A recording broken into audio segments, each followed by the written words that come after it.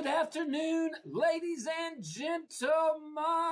Welcome to the Josh Guillory Show. I am your grateful host. And in studio with me, Q Money Magic Man. What up, Q? Another beautiful day in Lafayette, Louisiana. I don't care if it's raining. I don't care if it's windy. I don't care what it is. It is a beautiful day. God made it today, and it's beautiful. Fantastic. Q, I'm so excited. Been excited since I knew you'd be in studio. Man, so I watched the episode from yesterday. I certainly appreciate my dear friend, Congressman Clay Higgins. A good man. It's a good dude. About as real as they can get. He did a fantastic job. I'm just telling you. That's my partner. That's my buddy. Next time he guest hosts, he will be the first fifth timer club. I'm just spitting facts. I'm just spitting facts. About to spit some fire. Now I'm spitting facts. You feel me? All right, guys. And I'll address. The congressman. He said positive things about Julia Letlow. That's his candidate. I get it. I don't listen when the gentleman's he's my buddy. He's my friend. He's a good man and he's a good congressman. Just because someone has an opinion doesn't mean this host always agrees. And I'll tell you what, there were some things probably I've said in the past that he's probably not agreed with, but he is still my brother and I still love him and I still appreciate his service and I still think he did a wonderful job. I was, when he said he brought a big pack of stuff, his own words, I knew he had no problem with substance. As a smart man, very smart man. Okay, I'm serious. And he brought his big bag of stuff. And an absolute gentleman. Oh, 100%. I'm going to try to get Treasurer Fleming on next week. Just to kind of. And look, Julia Letlow too. We've reached out to her camp. They're both welcome to join the show. So we're not taking calls today, doggone it, but we'll be live and in color tomorrow, and you can call in. I can't wait to hear from you. The U.S. Senate race, still early voting going on. Next Saturday is the actual election. If you don't go, I'm a traditionalist, Q, but maybe I need to start early voting. During COVID, I early voted almost every single time, and I was a little spoiled to the convenience of it, which did actually kind of alarm me in some ways at how easy it was to get a ballot sent to you during those times. Exactly. See, I've even during COVID, maybe especially during COVID, I wanted to go in person. I'm kidding. I do. I'm telling you though, I love to go to election. I like to. It's a duty to go vote, but I like to go on election day. I like to visit with the commissioners. I think that's what they're called, right? Polling commissioners. Polling commissioners. Just because those are regular citizens that Absolutely. You know what I mean? They're just. They got to sit there all day. They got to make sure it's all done correctly. They got to count the votes a couple times, check machines. But man, it's they're always in a good mood. They truly are, and always. I know the state is starting to run into shortages of polling commissioners, as a lot of the people who have been doing this for pretty much as long as I can remember voting or starting to retire from it, and the state's looking for people. So if you're interested in the political system and the process, it's a great way to be involved. I like how you say they retired from it. They aged out of the reading of the names and the drinking of the coffee. And look, I'm telling you, every single time I voted, I think it was always the same lady reading my name, drinking coffee. It was like a ritual. And the first time I went in and there were different commissioners, you didn't know what to do. It was life-altering in many ways. I just like the different pronunciations of my middle name. Because it is unique. I get you that. I was named after my great-grandfather. We don't know where his mama got that name, Slavon. So, I mean, Slavon, Savoni. I've heard it all. You've had the French pronunciation, the English pronunciation. Yes. The old Spanish roots of Louisiana pronunciation.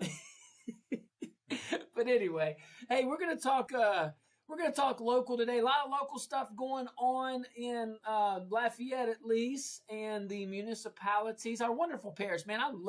Let me tell you something. I'm so blessed. I'm so grateful. Just with what I do, I travel around Acadiana. I'll be in St. Martin later today.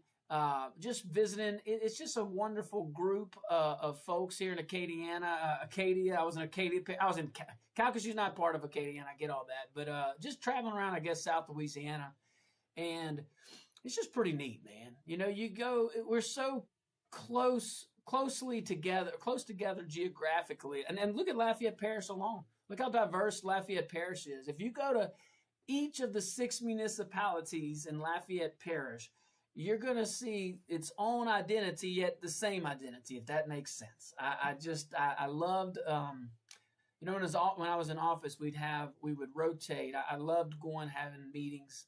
I mean, meetings are meetings. I get they're necessary. But I like to have them in the municipalities when we could. And we did it regularly. There's just something about being out there and like seeing, and talking to the folks, talking to like real people about like, I remember some road projects we were doing. Okay, well, you got to work with everybody. Supposed to now. I'm just saying, but it helps. So we're working with these mayors and councils, administrations, and it always almost never failed. When we were out there, we'd always see constituents just around the projects, and I'd ask them questions. What you think about all this? You get some honest answers too. A lot of times it was an opportunity just to kind of talk about the inconvenience or the convenience. And man, look, especially we were digging all them ponds, which I'm grateful for today, boy. Whoo! I am thankful for every public works person, every engineer, all those detention ponds we did. Thank you, Lord Jesus, for allowing us to do that. Thank you to the councils. Thank you to everybody that was part of it. Thank you to the legislature. We need it. Now, one thing you and I were talking about, and this is serious now, okay? It's all serious. But there's managing stormwater runoff and stormwater management. It's not necessarily a hard concept. You got to move water and store water responsibly. That's the end of the day. You got to move water and you got to store water responsibly, okay?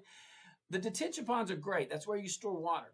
But the water has to get there now, okay? That's where the non-sexy, the non-exciting, it's really boring work. I get it. You ain't bailed in the program or anything, but it's necessary. If you don't clean those pipes, if you don't clean those culverts, if you don't clean those drains, if you don't clean the subterranean conveyance structures underneath, if you don't do all that maintenance, you can have all the detention ponds you want.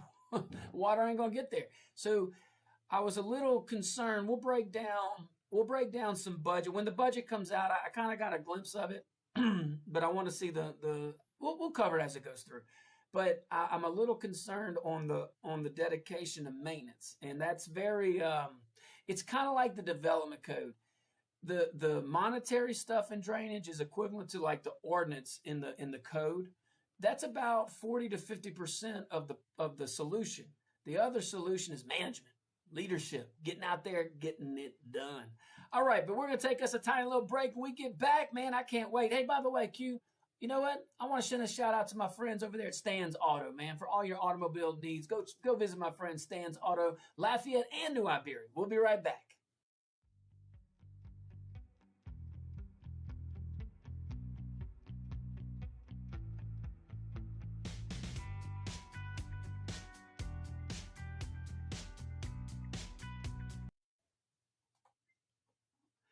Welcome back to the Josh Guillory Show. Hey guys, it's Wound Care Month. I want to give a shout out to my friends over there at Audubon Home Health. Man, I appreciate the support of the show. And look, it's Wound Care Month. Wound Care Month. And if you have wounds that you need, basically you need to be in the hospital, but you don't really want to be in the hospital, or maybe just short of being in the hospital, call my friends over there at Audubon Home Health. I love it. All right, guys, let's keep on keeping on. Q and I are talking about the storm that's brewing. So just, be careful, guys. We don't know how those things, when it's that stage, not quite a hurricane. It could dump a lot of water. It could come in quick. It could leave quick. It could stay. Oh, it could linger. Hope not. You know, remember they had that we had a tropical storm. I said the other day, probably about 6 years ago now. And it just kind of sat. It wasn't Barry, I don't think. No, it wasn't Barry. Maybe it was Allison way back in the day. Who knows? I just remember it wasn't a hurricane, it was a tropical storm. It just sat over us, and it just rained and rained and rained. It was a while back, actually, now that I think about it. So that tells you a lot, right? Very helpful. But this one's coming in. I heard Mayor Jan Scott Richard, my dear friend from Scott. I actually talked to most of the mayors here in the parish, in the municipalities.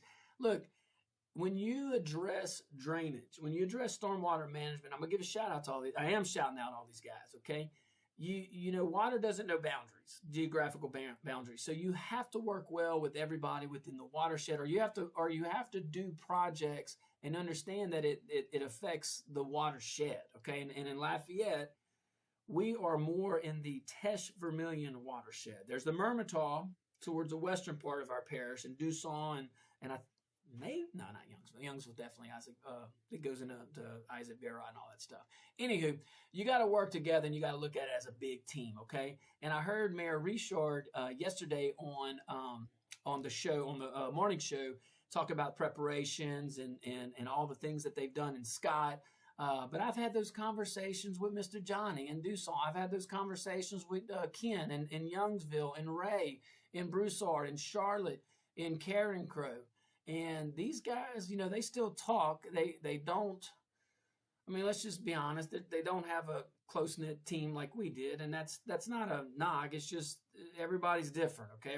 Every leader you put as the next MP will have his or her own way of doing it. You know, this one has her way, and it's different than the previous guy. But that's okay. To each their own. To each their own.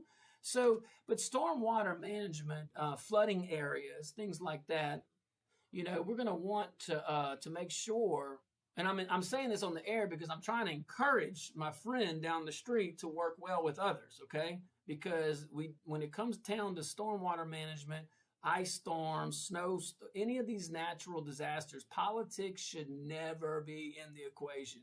Well, one of the things that stood out to me was in one of the recent council meetings. Oh, the one Tuesday? It was something along the lines of, we know there are areas that have flooding risk, but I didn't hear a solution to those areas. Oh, in the parish? Yeah. To me, it's if the administration's aware of where there's flooding, what are the barriers to correcting that flooding?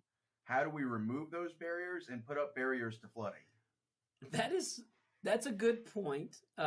So the mayor president or administration, someone said? I think it was the MP. Okay, so the MP, so Mayor President Boulay, she had mentioned, okay. So you're saying she had mentioned in the council meeting, hey, look, I know there's some areas that still flood. Right. Yeah, I'm with you, man. 3 years into it, if you know that, then get your little self over there. Get your little self over there and fix it. So, and, you know, I've been hearing some things from the barbershop, and that makes it true. So you learn a lot at the barbershop, though. You really do. You see all walks of life. I love going to my barber. So, anywho, but very, very, very interesting. But man, I hear of people just simple rainstorms. Their ditches are overflowing. Their coulees behind some of these laterals to the coulees are getting backed up, and they're calling the parish. They're calling the city. They're calling in this case it's the city of Lafayette, and just no response. And that's just unfortunate, because I'm telling you guys, I'm not an engineer. I couldn't tell you where to dig a pond. I couldn't tell you how high to put berms or any of that stuff. But I do know my appreciation of stormwater management is moving and storing water responsibly, and let the scientists do what they do. Okay, follow the science. I mean, I look at it from the perspective of, look around the world. Look at the Netherlands, where you have local farmers who build these very intricate levee systems. So true. And we're not inundated with water from the sea. You know, we just have to move the water that's within our city out. Well, and hold it responsibly too. And that's why, you know, when you look at all these drainage ponds that we did, if you look at Homewood to the south, which by the way, that should be completed. It is a hot mess. If I was living in Milton, Louisiana, I'd be very upset. I'd be very upset right now, especially when we break up these numbers. This administration, by the time this budget's passed, will have $250 million more than what we had when we left office. That is absurd. That it's wonderful to have the money. Well, we're going to talk about what that means if we have time. And it's absurd. Homewood should be done. They have the federal permit. And for all those guys that think I just willy-nilly went and violated permits, if I was going to violate a permit intentionally, it would have been that one, because that one was in my parish, number one. Number two, it would have given a lot of relief, and it does. But that project in Homewood, the drainage component, is not it's not complete. You got to finish the levee part. I'm saying levee, it's not a levee, but you have to be able to put the conveyance structure into for the water to go into the river, okay, and do what it's got to do, and safely after it stores the water. But regardless, that's huge. Look at I think, we're big into green spaces in Lafayette now. I'm big. I like green spaces too, responsibly, not when you're ruining businesses and things like that. But Q, I think we might be in competition. What? No, really, I think we might be in competition with South America. No, I'm serious. I think Lafayette Parish, especially the southern part, because I think we're trying to create our own Amazon rainforest in Milton. I really do. I think we're trying to compete. I'm telling you guys, that project was budgeted to be finished. We told everybody it would be finished, and it would have been. We had the designs, and it would have been a nice, and it still can be. So I'm pulling for everybody over there to finish this, make it a nice little walking area, put some benches. You can make drainage projects usable. And that's what that project was supposed to be for that area, because you got the Picard Park right there that we also invested in, a lot of improvements. And that those drainage ponds would have actually helped recreation as well. And that would have been wonderful. And it still can be, because guess what? You got $250 million more than the previous guy. We should be finishing these things. So look, when this storm comes in, and it's coming in, okay, we don't know where it's going to hit. We don't know what the damage is going to be. But I do, now that we heard the mayor president says that she understands that some areas still flood in Lafayette Parish. Two thoughts on that. If you're in that area, check your conveyance. I hate the fact that I even have to ask you to do that as a fellow citizen, because this should be on the local government. But if you live and you have ditches in your front yard, seriously, this is a team effort. This is my public service announcement. I'm going to do the same thing, okay? If we see that debris is caught in those culverts, if you could, help your neighbor out, help yourself out, get your little broom or something and move that debris so that water can go through in and out. Call LCG. I know it's hard right now, but this is what we got. It's us. It's us versus it's us trying to get some things done. All right, guys, stick around. We'll come back. We'll talk more budget stuff locally. And can't wait. Q, don't go anywhere.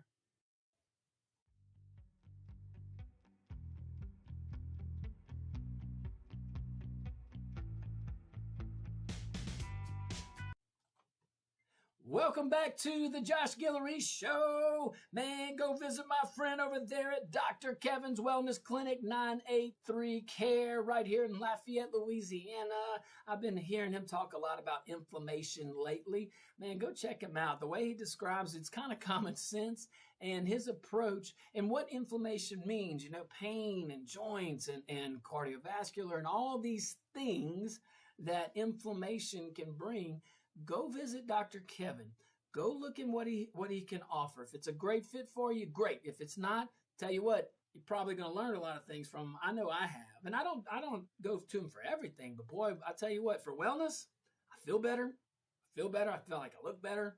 My mind's a lot clearer. So go check him out. Dr. Kevin at Dr. Kevin's Wellness Clinic. All right, we've talked about the storm enough.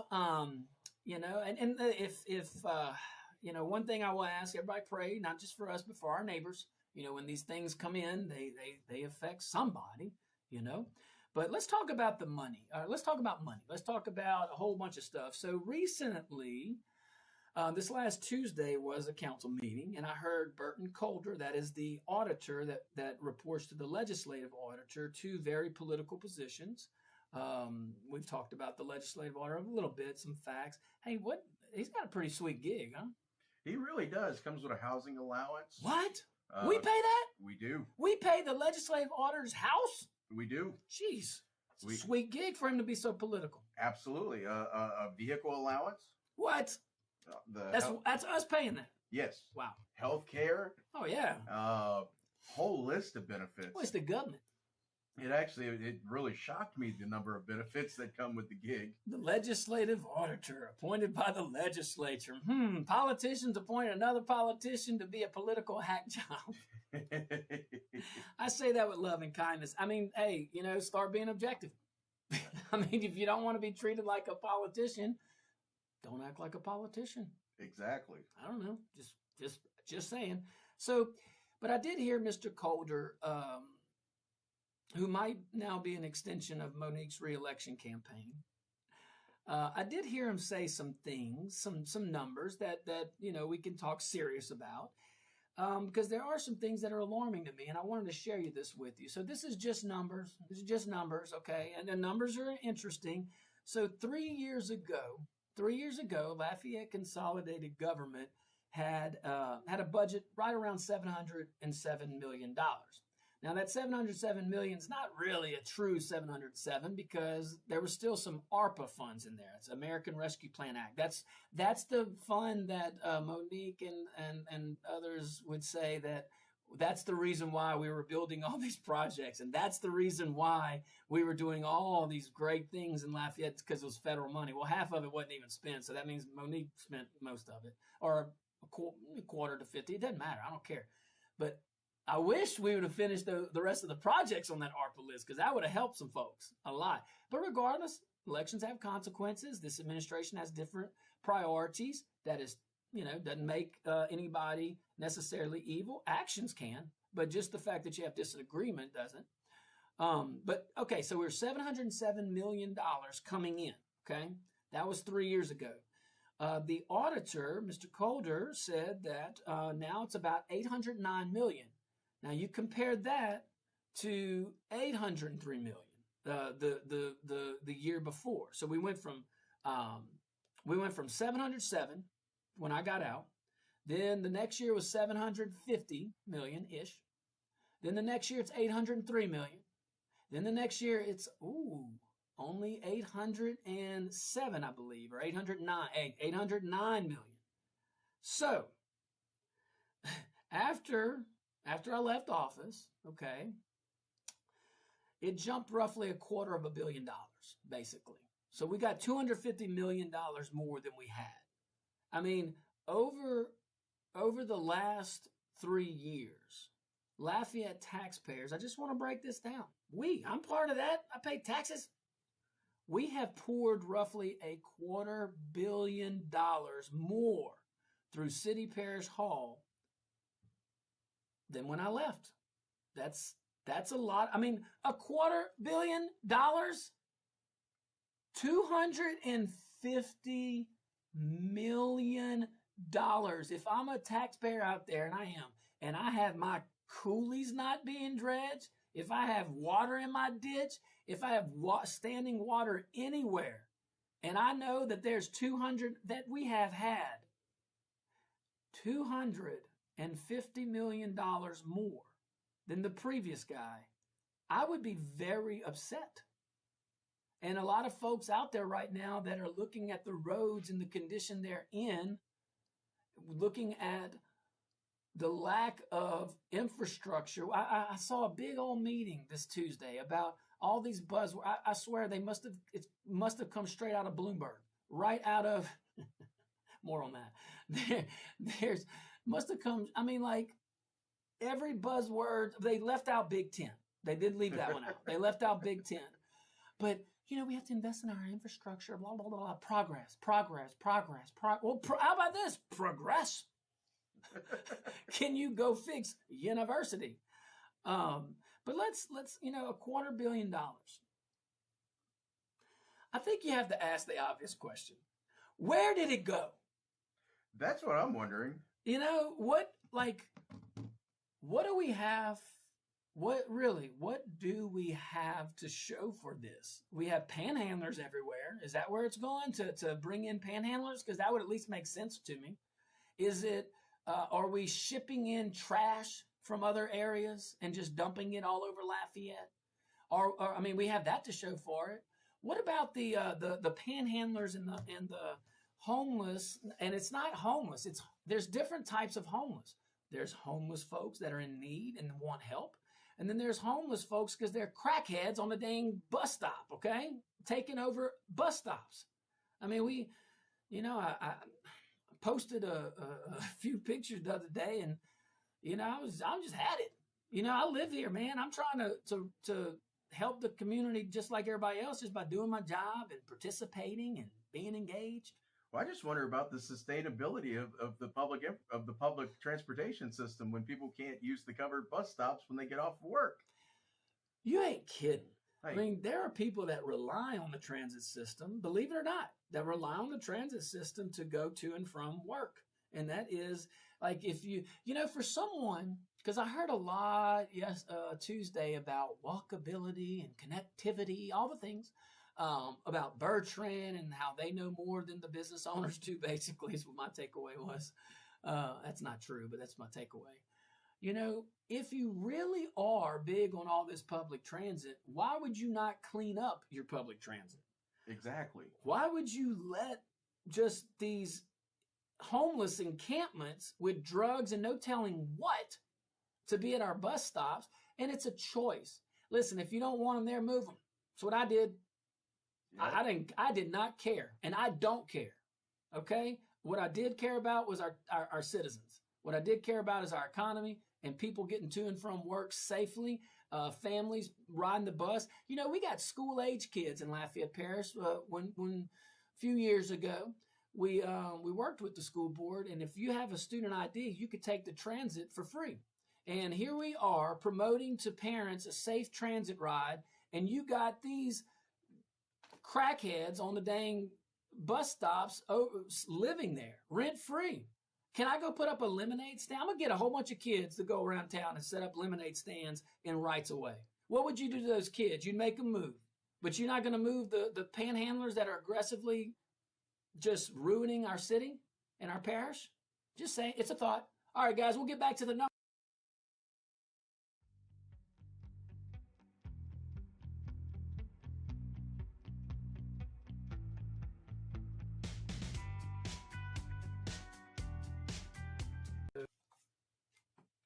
Welcome back to the Josh Guillory Show. Let me tell you about my friends over there at Giles Nissan, Opelousas, Lafayette. Man, go check them out. They always have deals going on. Not all the time, but they certainly have deals like quite frequently. So go check them out, Giles Nissan.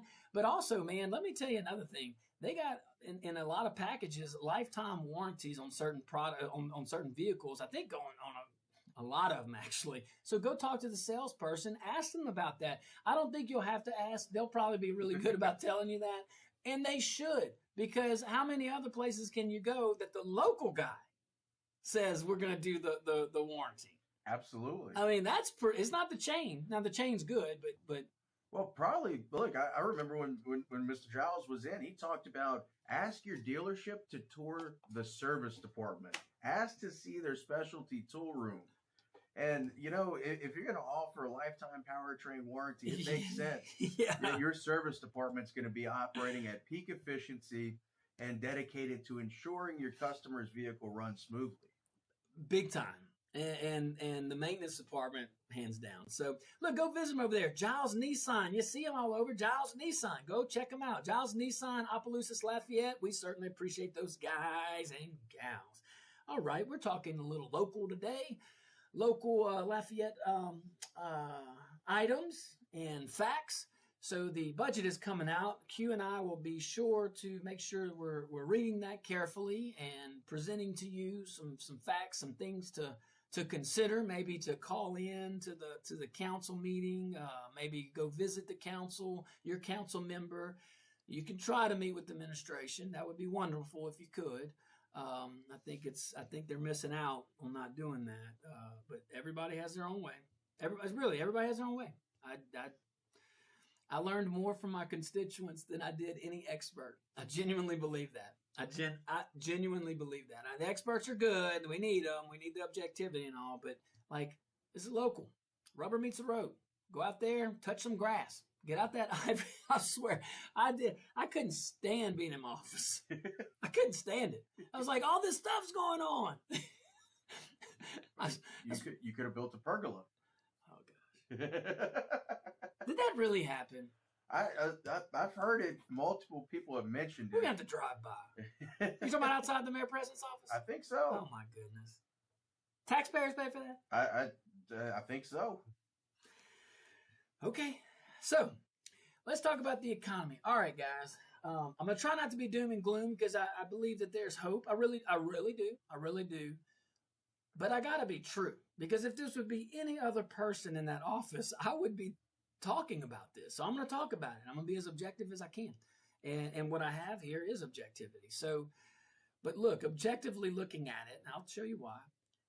The economy, the local economy in the city of Lafayette is stagnant. The economy in Lafayette is stagnant.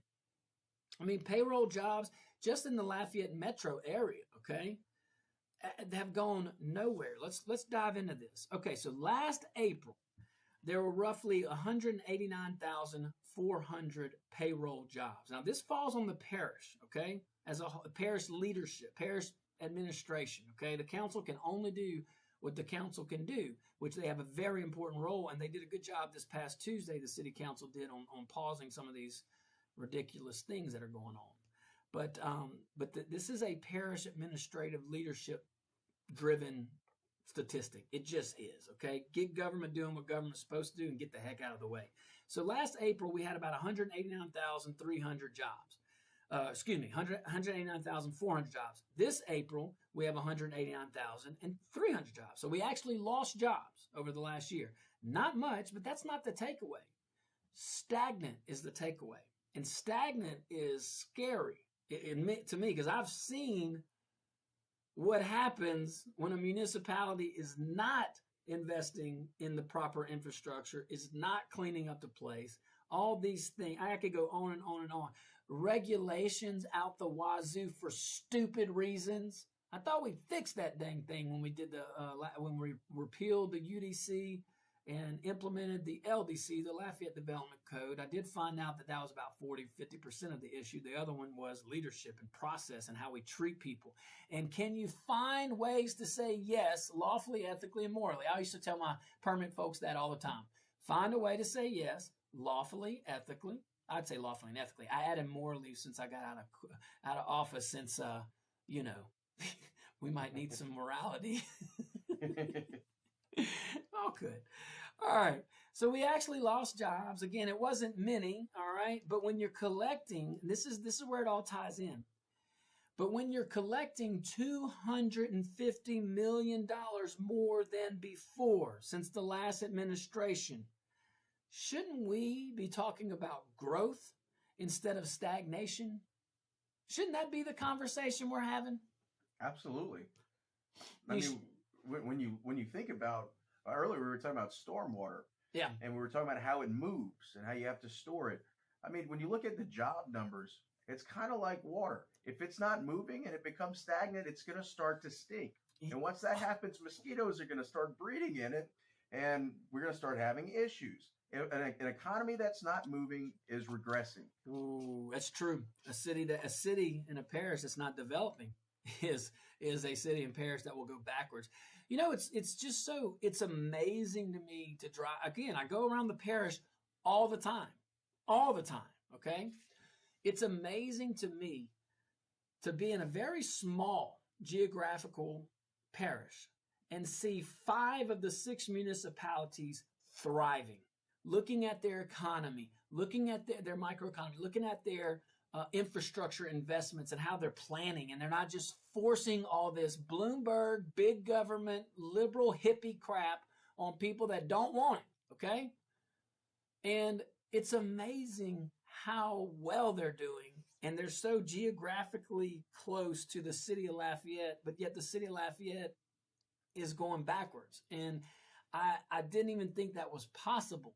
And but look, you just have different priorities. But I just say, man, shouldn't we be talking about expansion instead of standing still? Absolutely. Like, you know what I'm saying? Because that's really the issue. No citizen reasonably expects miracles, and no one's asking for that. No taxpayer is asking for miracles here, okay?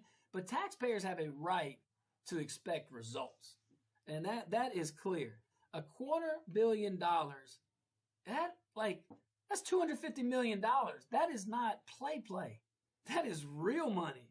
And that's enough money to transform a community. So when we get back after the break, we will talk about this and so much more. We certainly appreciate you guys tuning in. We'll be right back.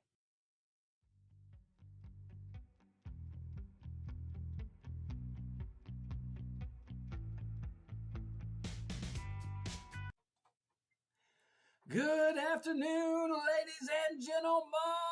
Welcome to hour number 2 of the Josh Guillory Show. I remain your very, very grateful host, and in studio with me still, Q Money Magic Man. It's still a beautiful day in Lafayette. Man, I don't care if it's pouring, it's a beautiful day. You know what I'm saying? Absolutely. God gives us peace in all circumstances. Absolutely. All we got to do is seek it. Yes, indeed. Now, let's talk more about this local stuff. We're talking in more so budget. It hadn't been introduced yet. It hadn't been dropped. It has, but it hasn't. It's been getting around to council members. But anyway, what we're referring to is the auditor, which is Burton Coulter. He presented to the council and to the administration the other day. I think he probably, once he got his talking points from Monique, he was prepared. But one thing that stood out to me from what he said, and this is the auditor, if you look at the amount of money coming in, there's two things, okay? When I got out of office, our last budget that we submitted was $707 million. The next year it went up to about $50 million. That's Monique's first year, okay? That's Mayor President Boulet's first year. The second year was up to $803 million, okay? So that's a total $150 million more than the previous administration. Okay, cool. Then this last year, this is what Burton Coulter is reporting, that the LCG will be at $809 million. So two things come out that stand out to me. First, what are you talking about? The administration and LCG has $250 million more than what we had?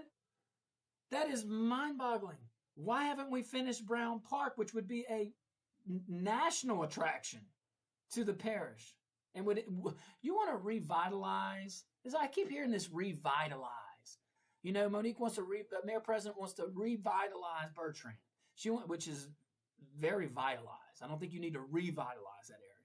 She wants to revitalize all North University, which is a boondoggle right now. It's absolute boondoggle, and I have some thoughts on that too. But well, I thought it was cool that the pinhook model was duplicated in 2026 somewhere else. If you're really careful, you can get 1 1/4 vehicles down the road at the same time, and I just think that's a unique design. I think what's apparent is they did not consider commerce in that design. They did not consider 18-wheelers in that design. They did not consider anything. That's not the final design in there. Okay, let's go back to university.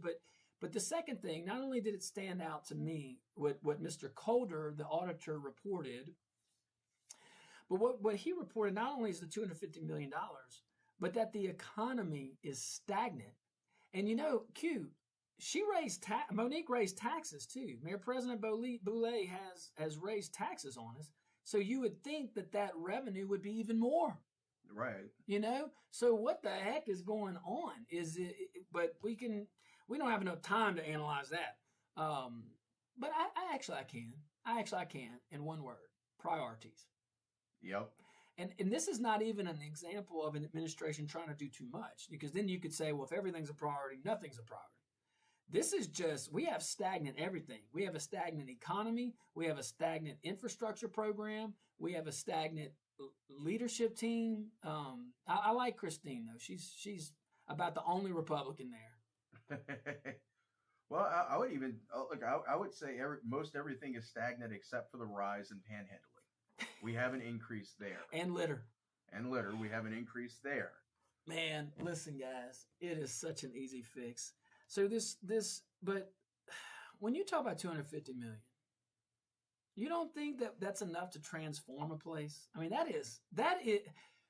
that's enough money to move the needle. Let's just say that, okay?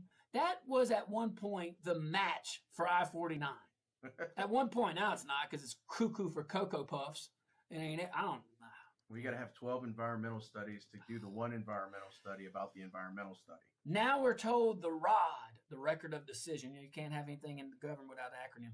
So the ROD, the record of decision, is now going to be available, I think, next year, 2027. When I want to put that in perspective, I got it in January 2020.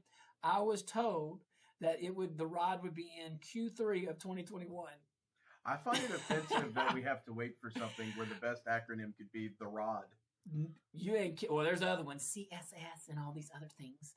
Man, let me tell you something. It became so apparent that highway was not getting built in you know what I'm saying? That I was like, okay, we can walk and chew gum. So what I worked with the previous governor. I worked with Congressman Higgins. I worked with the delegation to include Julia Garrett and all those other guys too, because this is a major project. And Paige Cortez in the legislature and Stuart Bishop, they were in leadership, and the Lafayette delegation, the Acadiana delegation, and we worked hard to get those all the construction you see was a team effort. You don't build a project like that with one person. One person can't do it. One administration can't do it, as you can see.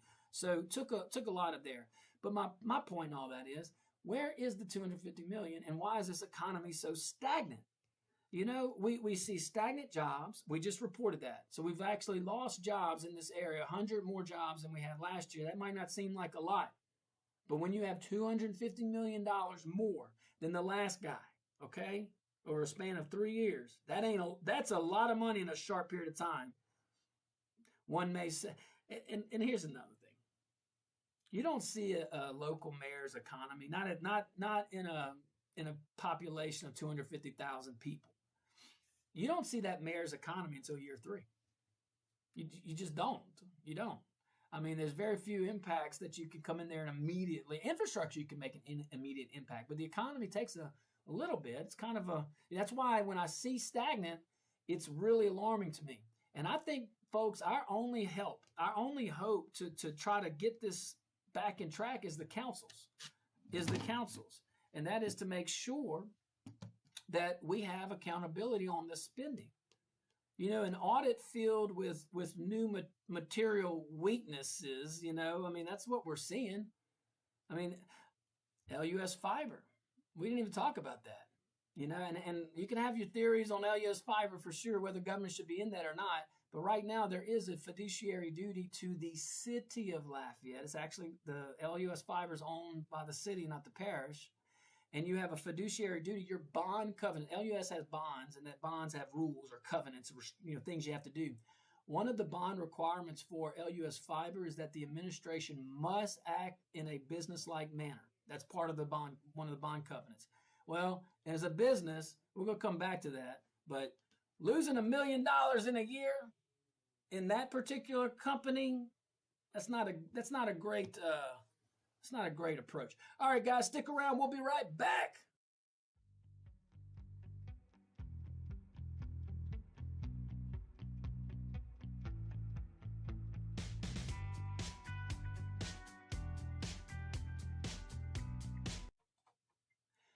Good afternoon, ladies and gentlemen.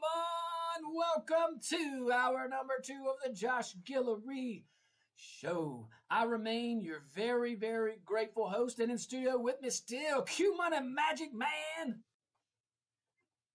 Welcome back to the Josh Guillory Show. Shout out to my friends over there at St. Marie Orthodontics. You can't go wrong with St. Marie Orthodontics. I love those guys. Hey, Dr. Stacy St. Marie, one of my really good friends, man. Just a good dude, too. Just nice. I say this all the time, bedside manner. I mean, I know it's a dentist office. I get all that, you know. But they got good bedside manner. That's the only thing I can say about that, or in that regard. They just treat you kind. They treat you, it's efficient. You don't have to go in there and wait all the time. And I love that Dr. St. Marie, he has the cutting edge technology. So even like adults, you know, you don't want to have braces necessarily, but you kind of need the teeth maybe shifted, or you just need braces. You want braces. Check out that Invisaligner that Dr. St. Marie offers over there at St. Marie Orthodontics. He's got a great crew ready for you. Go check him out. Tell him your friend Josh and Quentin said hello. And we're going to move on back to the local economy here in Lafayette, Louisiana. Let's talk about it because, you know, everybody likes to talk about the size of the economy. And quite frankly, I care more about the direction of the economy. That's, you know, and right now, look, the direction objectively based on numbers, the direction is not good. The direction, I mean, it's not great at all. So let's look at the numbers. Don't look at, I mean, let's just go to facts. All right. So last year I was in office, my administration, we were up, the Lafayette Parish GDP, gross domestic product, was up 8% in 2023. That's good considering what we went through. Okay. But even then, even during COVID, we still were thriving. Our unemployment, we had the lowest unemployment rate in the state when we left. That carried over to the next year. Okay. So next year, the growth was at 5%. So it dropped. That's when the new mayor president came in. That's not, I mean, when you stop a machine that was working on all cylinders, I mean, you know, love me or hate me, you can't deny the work that was done. And that's all a team. So, but anywho, 8% dropping down to 5%. We don't have last year's statistics. That'll come out soon. We'll bring it. But it does show, and you can take what the auditor said. Don't use my words. Use the auditor's words. The auditor, you can look at the GDP, all public record, okay? Now, I understand, okay? And I think you do too. And I think most people do. But this is something we want to clarify. The economy is not necessarily shrinking. The point is that it is stagnant. It was booming. You know, you don't see a mayor's economy. You don't see a mayor's real, like, vision and everything, if they even have one, until like year 3. That's just the way it works. Especially when now I would say that differently. If someone went in there, like if Monique would have embraced the same policies that I had, well, then you wouldn't have as much of a gap. Now, look, I'm just throwing numbers out there, or take me out of it. If J.D. Vance takes over after Donald Trump, we wouldn't have to wait 3 years for J.D. Vance's economy or whatever we wouldn't have to wait 3 or 4 or 5 years to see his impact, because he would be carrying on what Trump is doing for the most part. And he wouldn't be going in there and canceling Trump projects that help people. And he wouldn't go in there and probably collude with other people and focus on politics and lawfare as opposed to taking care of the folks. But the economy is stagnant. It's slowing. And when growth, I'm just saying, when growth slows while government spending explodes, which is what is happening in Lafayette, Louisiana, we have our growth is slowing, and our government continues to spend money over and over and over. And when you do that, people like me and Q, taxpayers, people like you, you know, we do have a right to start asking some questions. And that's what I'm doing here, okay? But remember where we are. It's very important. Remember where we are. My final budget was at $707 million. Today, we're at roughly $809 million. Over the last 3 years, Lafayette Consolidated Government has taken in roughly $250 million more than when I left office. That's $250 million. Let's break that down, because this is where the rhinos come in, okay? Republican in name only, those elected. If the shoe fits, the shoe fits. But they're going to come in here and they're going to tell you, yeah, but half of that was LUS. Okay, cool. So you got $125 million more than what we had. And here's another thing. If it is truly half $125 million to LUS, why aren't you using that $125 million to pay off this massive debt we're about to, or we do have in bonding out to do the new facility, which is fantastic. The facility's great, and we need it to produce the necessary megawatts to power the ratepayers of LUS. So why don't you do that? No, you just grow government. You grow LUS just like you grow government. And that's not helping. That's not helping at all. I hear there's a big push by the administration to bury power lines on Johnston. Love it. I love that. Go do it. LUS runs the utilities. You have 100 under the, I'm assuming this is what the rhinos or the administration is going to try to sell to us. Oh, it's half LUS. Well, use the LUS money to cover your power lines, bury your power lines. Like, there's so many things we could be doing with $250 million. I'm telling you, I'd be so upset if I was in Milton because you were lied to. You were lied to in the campaign. And look, I mean, I really think out there they're competing. If you want to see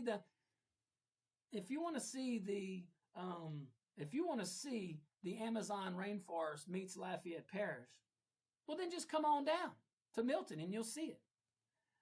But $250 million, that's real money. We're going to take us a tiny little break. When we get back, we'll wrap a bow on this and maybe so much more.